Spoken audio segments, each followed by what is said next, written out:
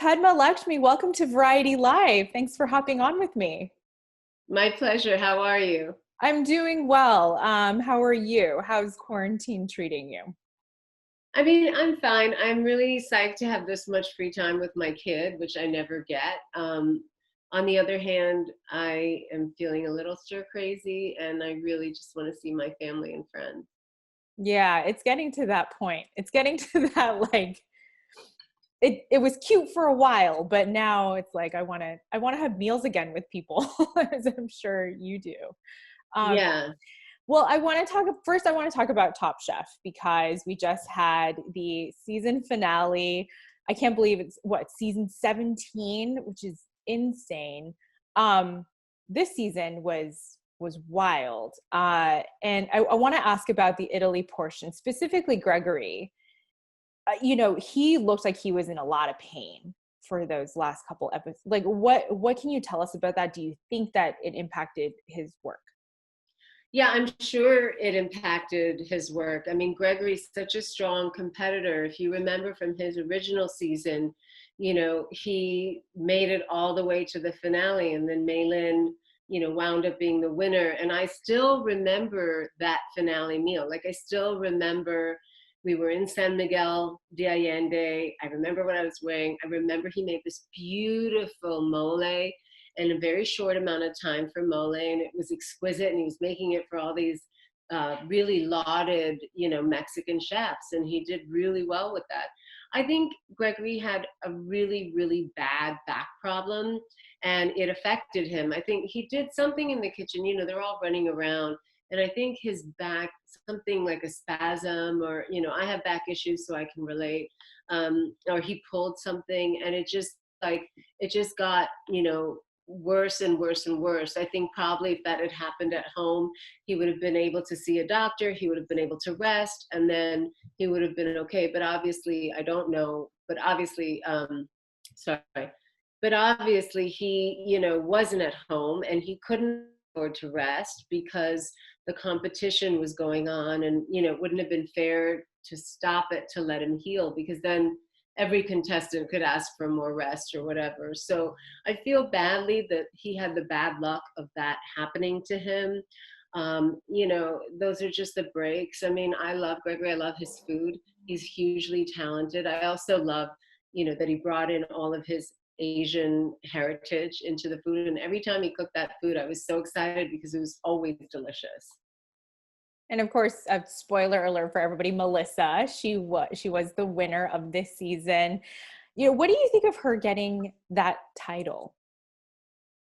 I think it's great. As somebody who has consumed more of Melissa's food on Top Chef than any other human being, I can tell you she wholeheartedly deserves to be Top Chef.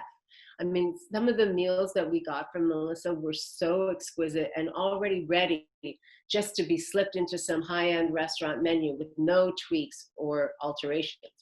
But more than just cooking at a really, really high level, what Melissa does really well is bring her own heritage to the table, bring her own Chinese upbringing and flavor profiles in, and manage to work that in a seamless way, regardless of what the challenge before her was on any given day.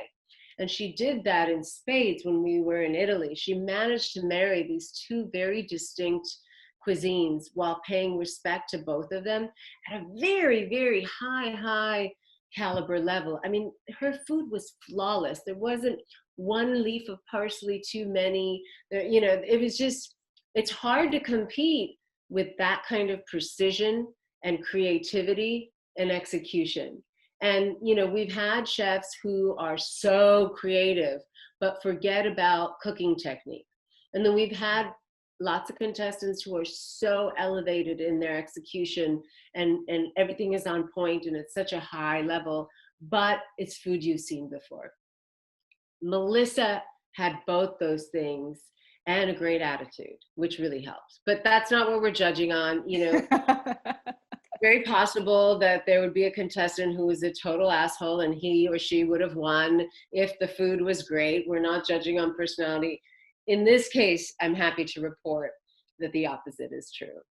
Yeah, absolutely. And that last meal, which was so epic that it actually brought her dishes specifically brought one of the judges, I guess guests, sorry, to tears.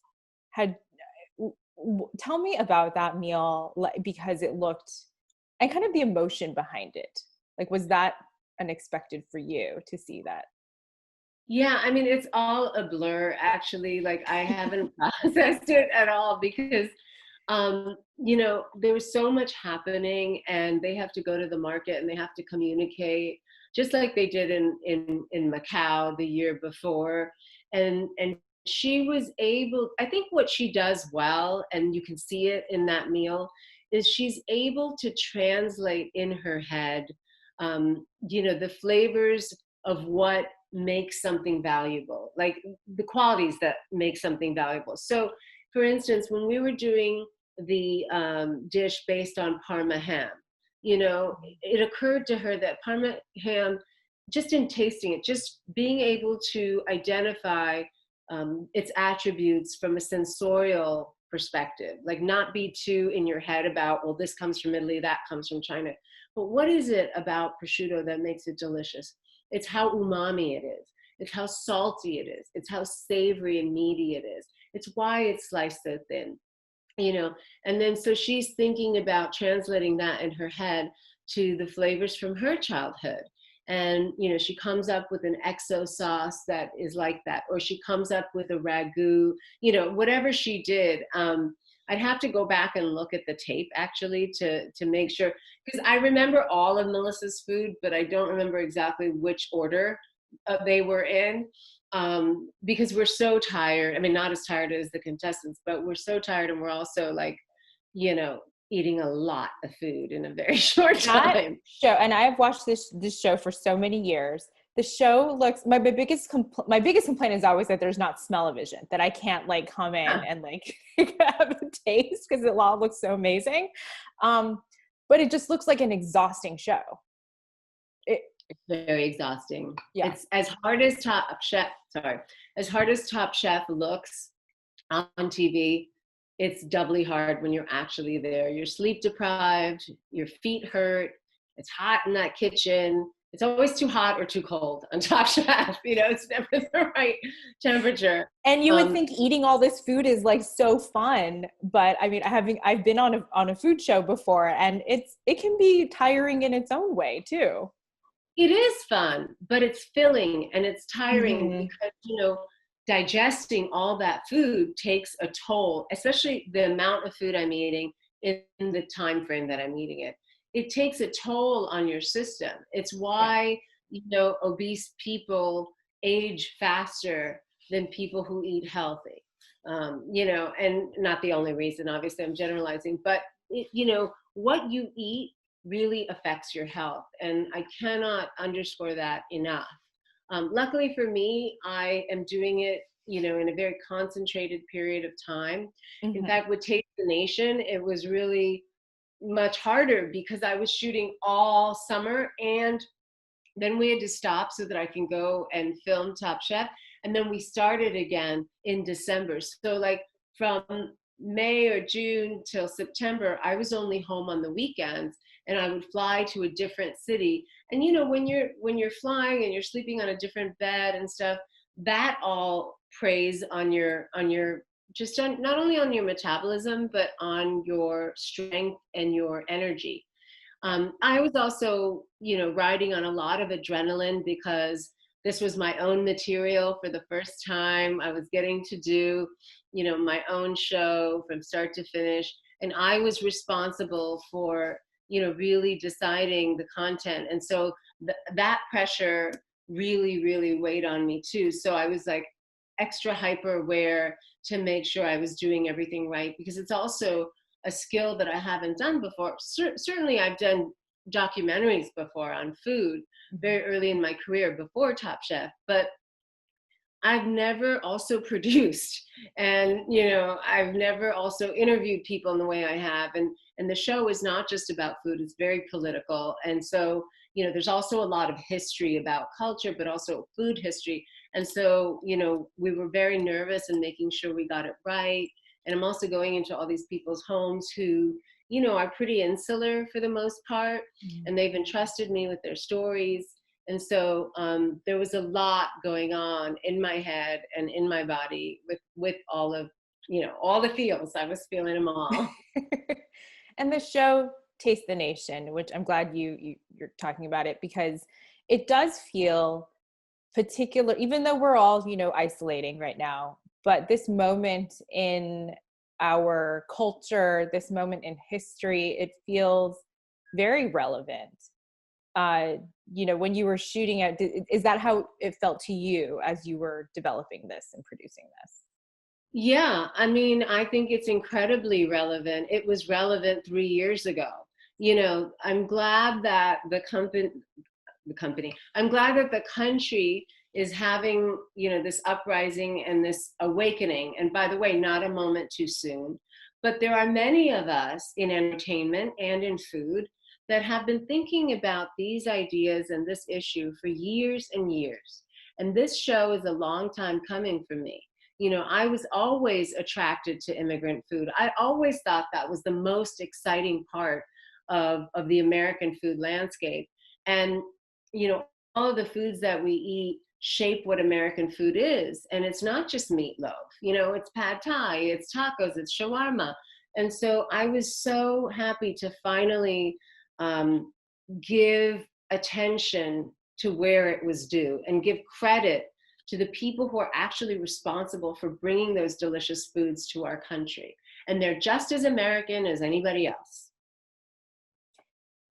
And there's been such a big, I think, upheaval in in media in general lately, literally in the past 2 weeks, but in food media specifically. And I think even if you look back past couple months, you know, the idea that we can talk about things like appropriation versus appreciation, that we can talk about Columbusing. For you, who you've been in this business for 2 decades now, is it refreshing that we can actually openly talk about this stuff? Yeah, I mean, it's awesome. And like you said a minute ago, you know, not a minute too soon. It's just, you know, this is what makes the country really great. This is what makes American food exciting. It's also what gives American pop culture its mojo. And it's what makes America so powerful all over the world, whether it's immigrant labor force that's contributing to the economy, or, you know, cultural contributions in music, in literature, in art, in sports. And so I was happy to finally be able to lean in to the things that I've always thought were true. And I was happy to finally bring to light what I was interested in. And I took a gamble that there would be a section of the American television public that was also hungry, like I was, for a different version of the story, for a more inclusive picture of what American food is. I also love history. And I think that in America, we have short memories and we often forget our history.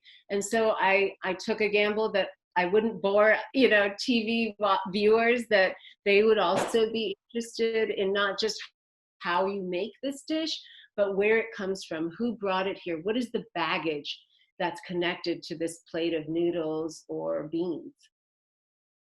One of the things that I keep seeing too is, and I think this has been true for a while, but especially stateside, is, you know, if you have a white chef who takes ingredients that you may have grown up as a South Asian American person, or me as a Southeast Asian American person, you know, but then because a white chef makes it a thing, then all of a sudden it becomes like acceptable. It becomes like this it thing. And that people are really calling this out now. You know, for you, is it, I mean, for me, it's like an amen moment, but Totally. It's totally an amen moment. I mean, look, that is what Taste the Nation is about. It is a reaction to all of that. It is the anecdote to that. It's saying, you know, these foods come from these people, and we're going to talk to the people that originated this cuisine, and we're going to find out not only what this food is like, but how life is like for them. You know, we're all easily able to get takeout. But do we ever think about the hands that make the food and what their life is like? We should, because, you know, they're a part of the American fabric too. I mean, the way that newer immigrants here are considered is how German immigrants were considered, you know, several decades ago. And it wasn't that long ago. You know, I mean, our president's grandfather came from another country. And when he came here, you know, the sentiment about Germans wasn't that great either.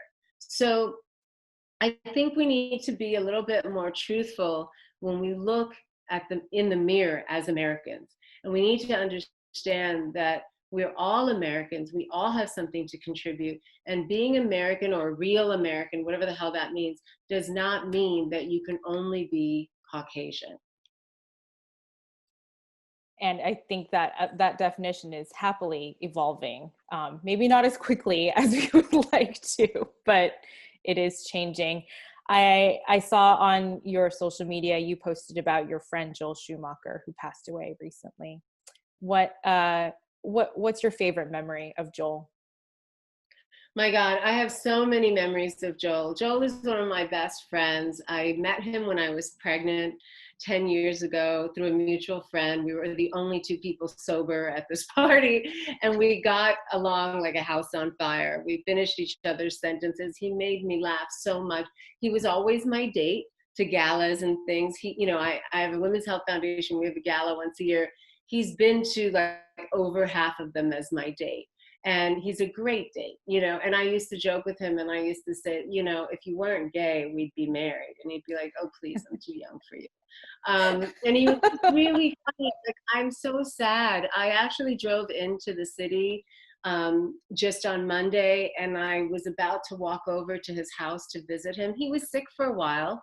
Not many people knew that. I knew that. He didn't want many people to know. He made me promise not to tell any of our mutual friends, and I didn't.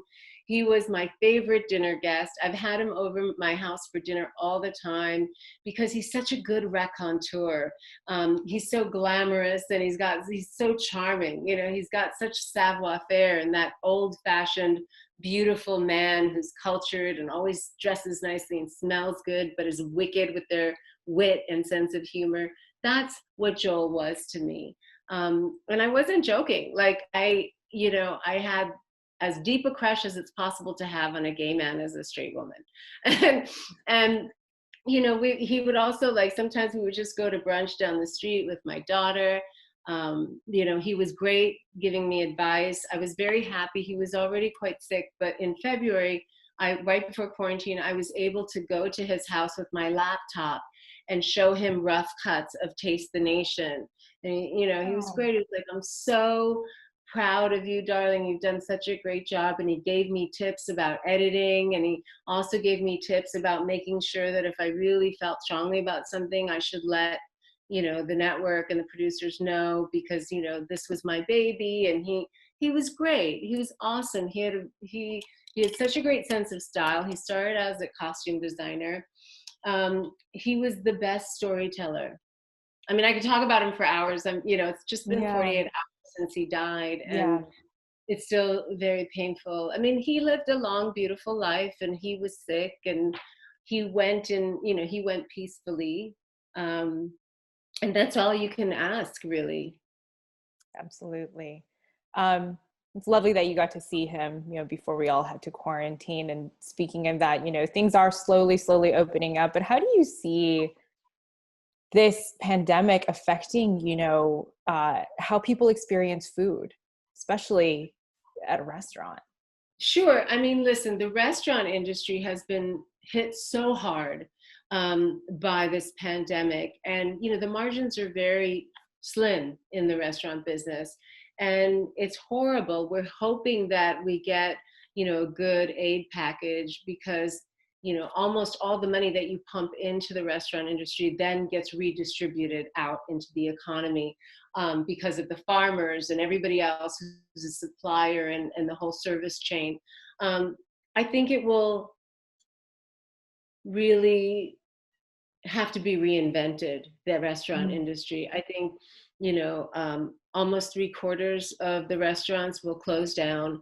I'm not a chef, I don't own a restaurant, but I certainly have enough people who are very close to me who do, and they're all struggling, not just the mom and pop places like the ones we feature in Taste the Nation, but the big famous chef restaurants that you would Yeah. think they must be untouchable.